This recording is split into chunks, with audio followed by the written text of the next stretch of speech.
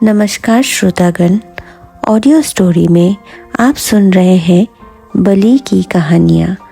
आज हम सुनेंगे बलि की कहानियाँ भाग 3, जिसमें समंदर मंथन, धन्वंतरि जयंती, लक्ष्मी विष्णु विवाह, बलि की मृत्यु व पुनर्जन्म के बारे में विस्तार पूर्वक सुनेंगे।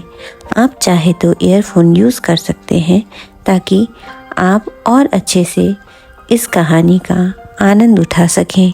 तो शुरू करते हैं। राज बलि की सभा में बैठे हुए नीति निपुण देवराज इंद्र बोले, वीरवर बलि, हमारे जो हाथी घोड़े और अनेक प्रकार के रत्न जो समुद्र में पड़े हुए हैं वे तुम्हारे उपयोग के योग्य हैं। अतः हमें ये उपाय करना चाहिए कि समुद्र में पड़े उन रत्नों का उद्धार हो जाए और वे उपयोग के योग्य बन जाए। इसके लिए हमें समुद्र मंथन करना चाहिए। तभी आकाशवाणी हुई, हे देवताओं और दानवों, तुम लोग मंदराचल पर्वत को मथानी और वासुकी नाग को रस्सी बनाकर समुद्र मंथन करो। इससे तुम्हारे बल में वृद्धि होगी, इसमें तनिक भी संदेह नहीं है। ये आकाशवाणी सुनकर सहस्त्रों देवता और दानव मंदराचल पर्वत की समीप जा पहुँचे। मंदराचल पर्वत अत्यंत ही विशाल था और सोने के समान चमक रहा था। उसके ऊपर अनेक दिव्य वृक्ष शोभा पा रहे थे। हरियाली और पक्षियों की चहचहाट से वह पर्वत परिपूर्ण था। सभी देवताओं ने उस पर्वत को हाथ जोड़कर नमस्कार किया। तब वह विशालकाय पर्वत मनुष्य रूप से सभी देवताओं के सामने प्रकट हुआ और बोला, हे देवताओं और दानवराज बलि, मैं आपकी क्या सेवा कर सकता हूँ। तब महाराज बलि बोले, हे दूसरों को उपकार करने वाले महाशैल मंदराचल, हमें अमृत और दुर्लभ रत्नों को प्राप्त करने के लिए समुद्र को मंथन करने के लिए आवश्यकता है। तुम्हें मथानी बनकर हमारा सहयोग करना होगा। तब पर्वतराज मंदराचल ने कहा, मैं आपका सहयोग करने के लिए तैयार हूँ, परंतु इंद्र ने मेरे पंख काट दिए हैं। मैं कैसे क्षीर सागर तक पहुँच जाऊँगा। तब सभी देवताओं ने मंदराचल से कहा, हम तुम्हें उठाकर समुद्र में ले जाएंगे। सामूहिक प्रयास करने पर भी वे लोग मंदराचल पर्वत को उठाकर नहीं ले जा पाए। तब सभी देवताओं ने भगवान विष्णु को पुकारा। शरणागत वत्सल भगवान श्री हरि अपने वाहन गरुड़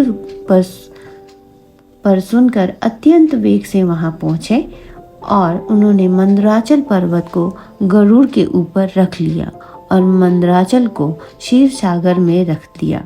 अब सभी देवता और दानव वासुकी नाग के पास पहुँचे और उनसे भी अपनी प्रार्थना स्वीकार कराई। विश्व कल्याण के लिए वह शिव भक्त नाग रस्सी बनने को तैयार हो गया। तब देवताओं ने भगवान शंकर का स्मरण कर सागर मंथन आरंभ किया। जब देवताओं और दानवों ने सम्मिलित शक्ति से पर्वत के ऊपर लपेटकर वासुकी को खींचा तो उसके अंग अंग में पीड़ा होने लगी और उसने भगवान श्री हरि का नाम लिया। भगवान विष्णु ने वासुकी नाग में बल का संचार करते हुए स्वयं उसके अंदर प्रवेश किया, जिसके कारण वासुकी नाग की शारीरिक संरचना बहुत ही ज्यादा मजबूत और त्वचा अभेद्य हो गई। तभी से सभी नागों के पेट की त्वचा सफेद और धारी युक्त होती है, ताकि वे किसी भी पदार्थ को शक्तिशाली बंधन से ग्रस लें, जिसे नागपाश भी कहते हैं। देवताओं और दानवों ने जब मंदराचल पर्वत को मथना प्रारंभ किया तो मंदराचल पर्वत पर मोटे मोटे गहरे निशान पड़ गए, जो आज भी बिहार के बांका जिले में स्थित इस पर्वत के ऊपर निशान दिखाई देते हैं। ऐसा लगता है जैसे किसी ने मोटे मोटे टायर सड़क पर घसीट दिए हों। इस रगड़े जाने से वह उस पर्वत पर 6-6 इंच की दूरी पर निशान आज भी विद्यमान है। इस पर्वत पर कई मंदिर और शंख आकार के तालाब भी हैं। अब मंदराचल पर्वत डोलने लगा, गिरने की स्थिति में आ पहुंचा। भगवान विष्णु ने अपना एक रूप धारण किया और मंदराचल को अपने ऊपर से दबा लिया। फिर मंदराचल पर्वत रसातल की ओर जाने लगा। ऐसा लगा कि वह पर्वत समुद्र में डूब जाएगा। तब भगवान विष्णु ने 1,00,000 योजन क्षेत्रफल के कछुए का अवतार लिया और मंदराचल पर्वत को अपनी पीठ पर रख लिया। समुद्र मंथन पुनः प्रारंभ हुआ। अब कभी देवता थकने लगे तो कभी दानव।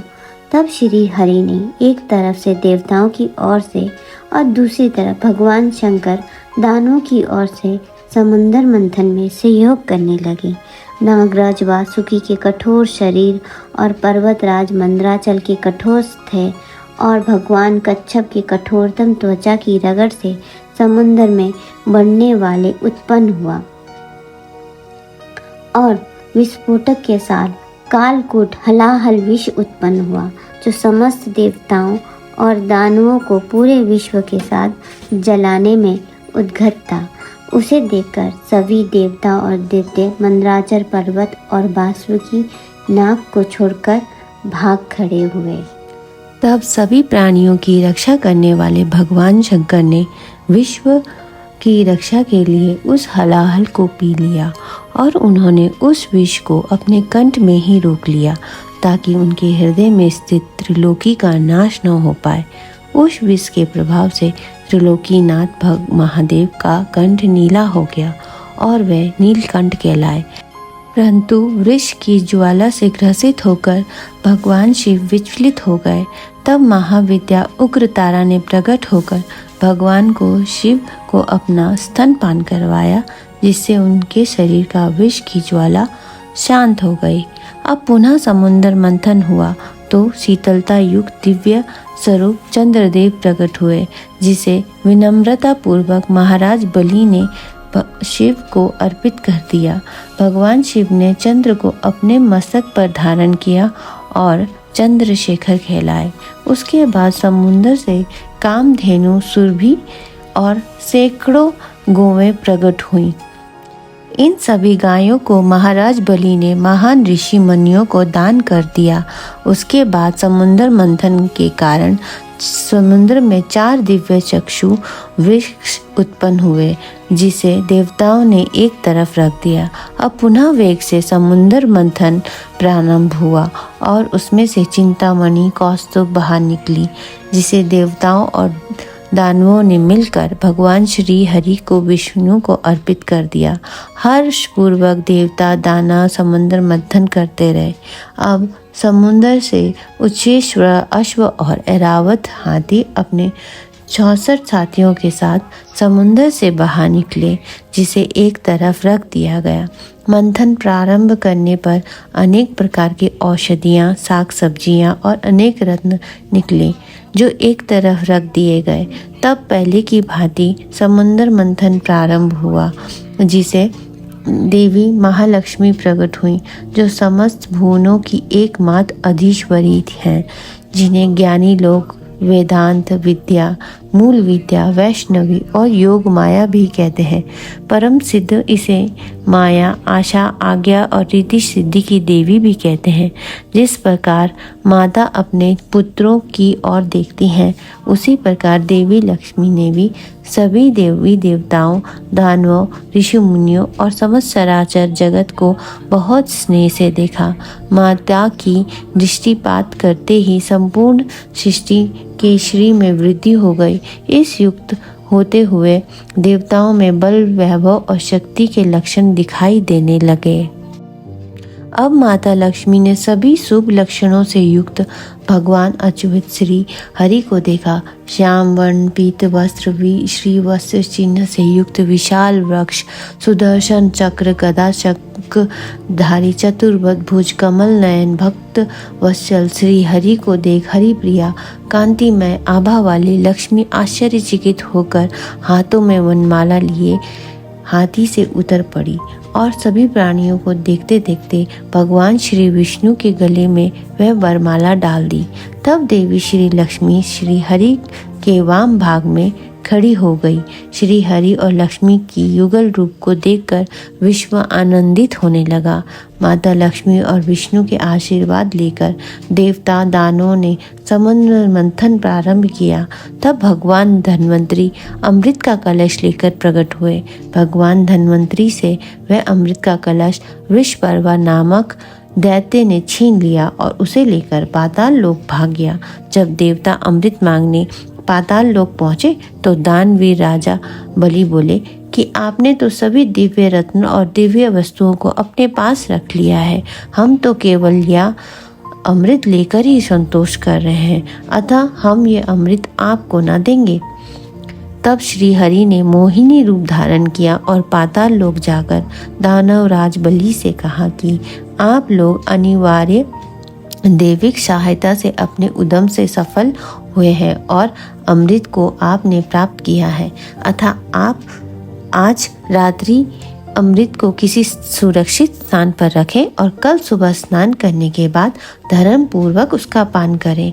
मोहिनी के अमृत व नए वचनों को सुनकर महाराज बलि मोहित हो गए। देवी, तुम ही धर्म पूर्वक इस अमृत का विभाजन हम देवताओं और दानवों में कर दो। प्रातःकाल जब मोहिनी ने सभी दानवों को पंगत में बिठाया तो देवता भी पाताल लोक चले आए। तब मोहिनी ने कहा कि अतिथि का सत्कार पहले किया जाना चाहिए और यदि धर्म पूर्वक कोई कार्य किया जाए तो उसके बंटवारे में निष्ठा रखनी चाहिए और धर्म का पालन किया जाना चाहिए। ये समय अमृत की बराबर मात्रा में देवताओं को बांटी जानी चाहिए। राक्षसों ने भी स्वीकृति दे दी।